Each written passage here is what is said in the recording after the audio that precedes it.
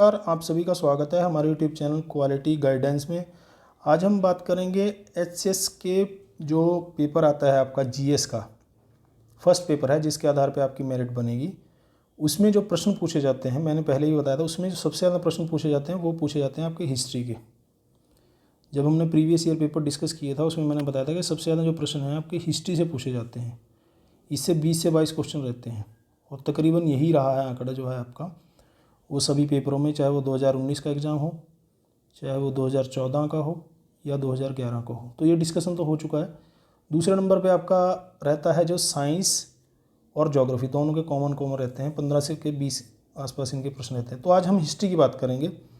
Subject की बात नहीं कर रहा हूँ मैं यहाँ पर, जीएस की बात कर रहा हूँ। जीएस में जो आपके हिस्ट्री के क्वेश्चन पूछे जाते हैं वो कहाँ कहाँ से पूछे जाते हैं, उनके लिए कौन कौन से टॉपिक मेन हैं जहाँ से ये प्रश्न पूछे जाते हैं। तकरीबन 2-4 क्वेश्चनों को छोड़कर जहाँ जो मैं टॉपिक बता रहा हूँ इन्हीं से आपके प्रश्न पूछे गए हैं प्रीवियस ईयर के जो पेपर हैं आपके। तो ये टॉपिक हैं और इनसे जुड़े हुए जितने भी आपके प्रश्न उत्तर हैं, क्वेश्चन आंसर हैं, चाहे वो किसी स्टेट पीसीएस में आए हों, चाहे वो यूपीएससी में आए हों, यूपीएससी के एग्ज़ाम में आए हों, आईएएस में, वो सभी के सभी हम कंप्लीट करवा देंगे। उम्मीद करता हूँ ये आपके जितने भी टॉपिक हैं 10 या 12 दिन में कंप्लीट हो जाएँ। तो सबसे पहले उन टॉपिक की हम बात कर लेते हैं जो जहाँ से आपके प्रश्न पूछे जाते हैं।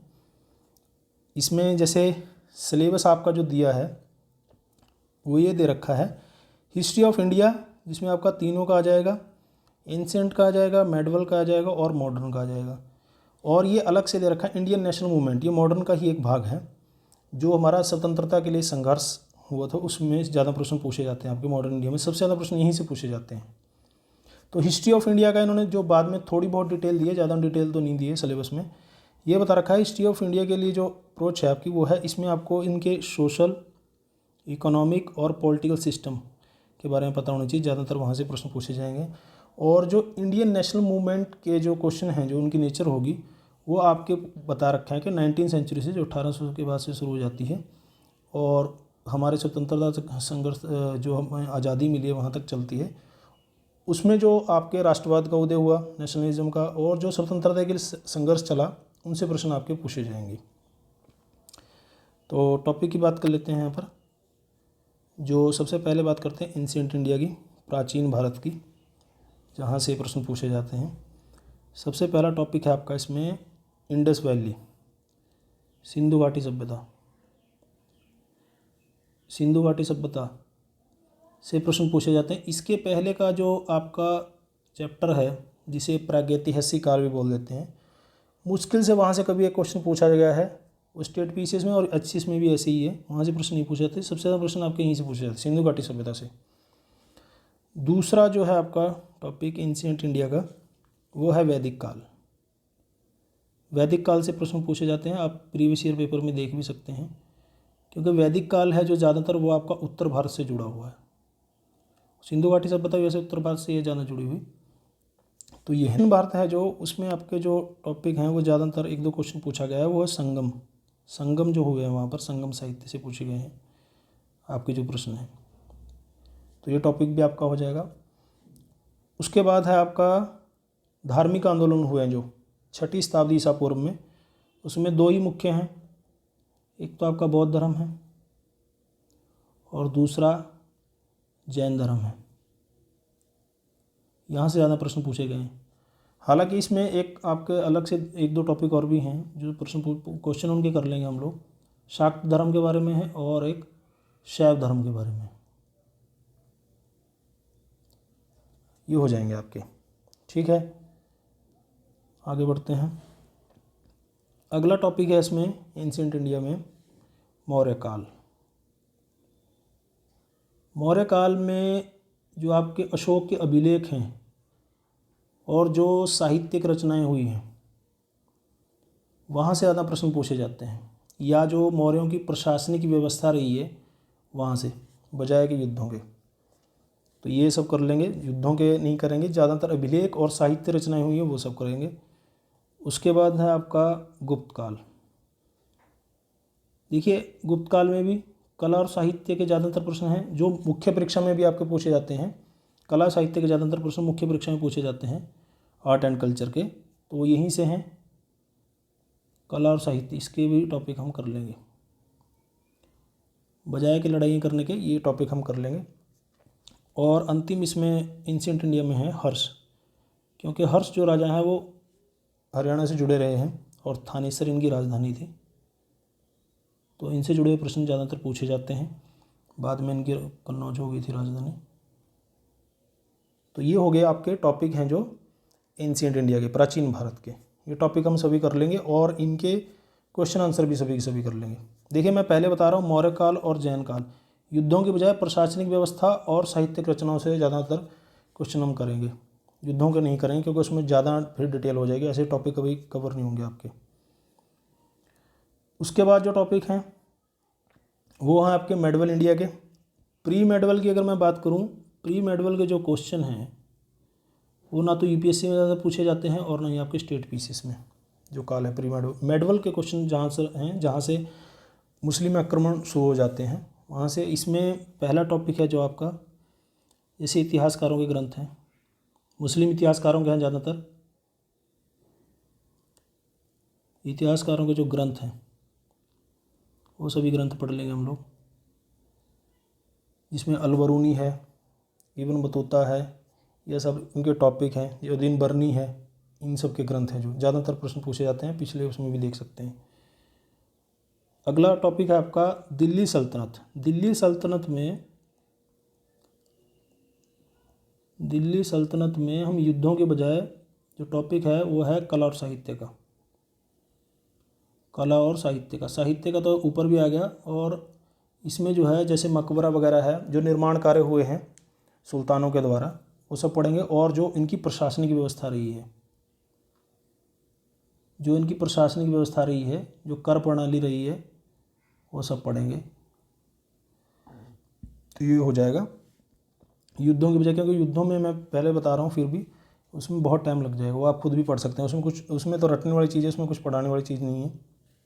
उसके बाद है आपका भक्ति आंदोलन।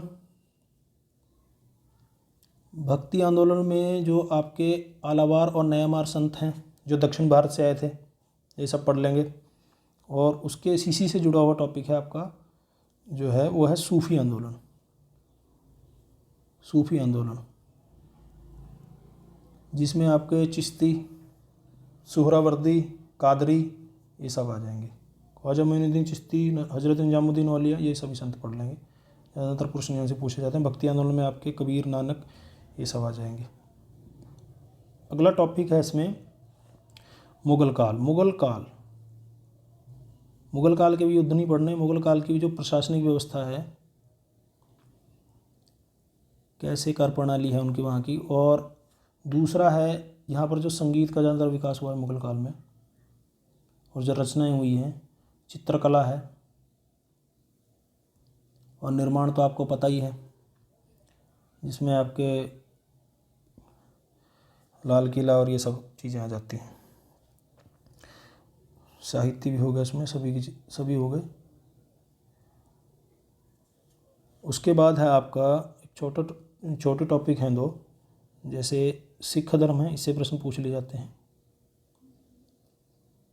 सिख संप्रदाय के बारे में, सिख धर्म के बारे में। और दूसरा है मराठाओं के बारे में, पेशवा वगैरह नहीं, और जो शिवाजी का उद्भव है वो सब पढ़ लेंगे।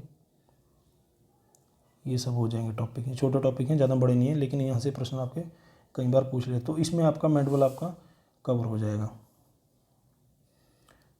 उसके बाद है जिसमें आपका मॉडर्न इंडिया और भारत का स्वतंत्रता संघर्ष, ये दोनों टॉपिक आपके कवर हो जाते हैं। इसमें सबसे पहला टॉपिक है आपका वो है यूरोपियन कंपनियों का आगमन।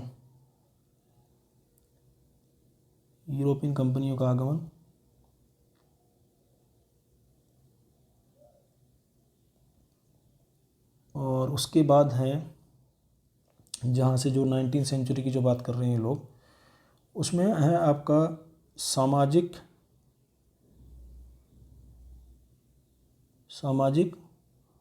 और धार्मिक सुधार आंदोलन, जो अंग्रेज़ों के यहाँ पर आने के बाद शुरू हुए, जिसमें आपका आ जाएंगे सभी के सभी, जैसे राजा राम मोहन राय हो गया, ईश्वर चंद्र विद्यासागर हो गए, ठीक है, और पारसी सुधार आंदोलन हो गया, ये सभी के सभी इसमें आ जाएंगे। फिर हैं एक टॉपिक है अलग से इसमें, जो भारत के गवर्नर जनरल हुए हैं, ये तो रटने वाली चीज़ है वैसे। और ब्रिटिशों का जो आर्थिक प्रभाव यहाँ पर पड़ा है, आर्थिक प्रभाव में जैसे इनके जो बंदोबस्त हैं, स्थायी बंदोबस्त, रत्तेवाड़ी बंदोबस्त, ये सब चीज़ें आ जाएंगी। ठीक है, अगला टॉपिक है 1857 की क्रांति, विद्रोह भी कह सकते हैं क्रांति, और जो अन्य विद्रोह हुए हैं उस टाइम के, जिसमें आपके जनजाति विद्रोह भी हैं, कृषक विद्रोह भी हैं, जिसमें नील विद्रोह भी है, संथाल विद्रोह भी है, पावना विद्रोह भी है, ये सब के सब विद्रोह इसमें आ जाएंगे। उसके बाद है आपका शिक्षा का विकास, आधुनिक भारत में जो शिक्षा का विकास हुआ है, जिसमें चार्ल्स वुड का डिस्पैच और दो चार हैं उसमें जुड़े हुए चीज़ें, वो सब चीज़ें पढ़ लेंगे हम। उसके बाद है फिर कांग्रेस की स्थापना और अन्य जो संस्थाएं थी उस टाइम में, ईस्ट इंडिया एसोसिएशन, ये सब चीज़ें थी, कांग्रेस की स्थापना, और बाकी सब उनसे जुड़े हुए जो अन्य संगठन थे जो स्वतंत्रता संघर्ष के लिए प्रयास कर रहे थे, उन सब के बारे में पढ़ेंगे। फिर कांग्रेस के ही अंदर इसके बाद इसी का इतिहास ज़्यादातर शुरू हो जाता है, जिसमें गरम दल, आपके नरम दल, यही चलता रहता है। फिर इसका कांग्रेस का विभाजन हो जाता है, और उसके बाद जो टॉपिक है जो मुख्य है, गांधी जी का आगमन है, जो गांधी जी का आगमन, और उनके नेतृत्व में जो बाद के जो आंदोलन चलते हैं वो सभी के सभी आ जाएंगे। जैसे नॉन कॉरपोरेशन मूवमेंट हो गया, असहयोग आंदोलन, ठीक है, खिलाफत हो गया, सविनय अवज्ञा आंदोलन हो गया, डांडी मार्च भी बोल देते हैं, और उसके बाद आपका भारत छोड़ो हो गया, भारत छोड़ो आंदोलन हो गया, और उसके बाद आज़ादी तक जो है, आज़ादी प्राप्त करने तक जितने भी आपके आंदोलन हुए हैं, इसमें आपके चंपारण सत्याग्रह, खेड़ा सत्याग्रह, ये सब के सब कवर हो जाएंगे टॉपिक। मतलब कोई प्रश्न आपका ऐसा नहीं है कि जो छूट जाएगा, ऐसा कोई छूटने वाली चीज़ नहीं होगी। फिर एक अलग सी चीज़ रह जाती है इसमें, जो हमारे क्रांतिकारी हुए हैं, क्रांतिकारी जो संघर्ष हुआ है, जिसमें भगत सिंह, चंद्रशेखर आज़ाद, मास्टर तारा सिंह, इनके बारे में हम पढ़ेंगे। और ये सब कांग्रेस के साथ साथ कांग्रेस मुस्लिम लीग जो है, विभाजन, ये सब पढ़ेंगे, गांधीवादी युग। उसके बाद जो एक टॉपिक बचता है आपका, वो है आज़ाद हिंद फौज, आज़ाद हिंद फौज, ये टॉपिक आपका बचता है। और साथ में कांग्रेस के जितने भी आपके जो हर साल का इनका वर्षीय अधिवेशन है, जितने भी आपके अधिवेशन हुए हैं, उनमें क्या क्या निर्णय लिए गए हैं, उनके बारे में पढ़ लेंगे। तो ये टॉपिक आपके पूरे के पूरे कवर हो जाएंगे। उसके बाद टॉपिक करने के बाद, या टॉपिक के साथ साथ भी शुरू कर सकते हैं, या टॉपिक के बाद भी इनके जितने भी प्रश्न आए हुए हैं आपके, स्टेट पीसीएस में हो, आईएएस में हो, कहीं भी हो, आपके जितने भी आपके प्रश्न आए हुए हैं वो सभी के सभी कवर कर लेंगे हम। तो इसमें आपका कोई भी प्रश्न आपका बचेगा नहीं। मैं पहले ही बता चुका हूँ, पीटी की तैयारी है जो आपकी, वो पीटी की तरह ही होती है, मेंस की तरह नहीं होती कि आपने बुक पढ़ ली और बैठ गए। क्वेश्चन आपको ज़्यादा लगाने पड़ेंगे। ऐसे ही जैसे अभी हिस्ट्री का है, हिस्ट्री का जैसे मैं बता रहा हूँ, इसके बाद आपका हिस्ट्री के बाद, जैसे हिस्ट्री है अभी, उसके बाद ज्योग्राफी या पॉलिटी, उसके बाद आपका ज्योग्राफी या पॉलिटी का शुरू हो जाएगा। उनके भी ऐसे ही हम टॉपिक निकाल करके साथ में पढ़ भी लेंगे, और उनके क्वेश्चन आंसर भी हम पूरे के पूरे जितने भी होंगे क्वेश्चन आंसर हम कर लेंगे। तो पीटी की तैयारी आपकी फर्स्ट पेपर की तो पूरी तरह से हो जाएगी। सीसेट के बारे में अगर किसी को समस्या है तो उसके लिए अलग से कोई सॉल्यूशन निकालेंगे, कोई वीडियो शुरू करेंगे उसके लिए। तो ये जल्दी ही शुरू हो जाएगा आपके लिए काम। जितने भी टॉपिक हैं आपके कवर हो जाएंगे। जो बच्चे टेस्ट सीरीज़ के लिए पूछ रहे थे वो मैं डिटेल आपको बाद में बताऊँगा। ये 15 अप्रैल के बाद शुरू होगा आपका टेस्ट सीरीज़ की जो बात हम कर रहे हैं। लेकिन आप यूट्यूब से भी जुड़े रहेंगे तो आपके लिए सब काम हो जाएंगे यहीं पर। जितने भी वीडियो मैं यहीं पर डालता हूँ, कोई ऐसा नहीं है कोई पेड वीडियो नहीं। और टेलीग्राम चैनल में बार बार बोलता हूँ, टेलीग्राम चैनल ज़रूर ज्वाइन कर लें। जिसमें जो भी करंट के नोट्स होंगे वो सब डल जाएंगे वहीं पर, चाहे वो किसी भी तरह से हो। अभी तक वो फ्री है, कोई पेड नहीं है उसमें। जितने PDF हैं वो मैं सभी वहीं पर डालता हूँ, ठीक है। जो टेस्ट सीरीज होगी वो पेड होगी आपकी, वो अलग से है। तो टेलीग्राम अभी भी फ्री है, कोई उसमें वो नहीं है, वहाँ जा कर के आप ज्वाइन कर सकते हैं। और कोई क्वेश्चन आपके मन में दिमाग में आ रहा हो तो आप मुझे कमेंट बॉक्स में लिख सकते हैं, मैं उसका रिप्लाई करने की कोशिश करूँगा। देखने और सुनने के लिए धन्यवाद। जय हिंद, जय भारत, वंदे मातरम।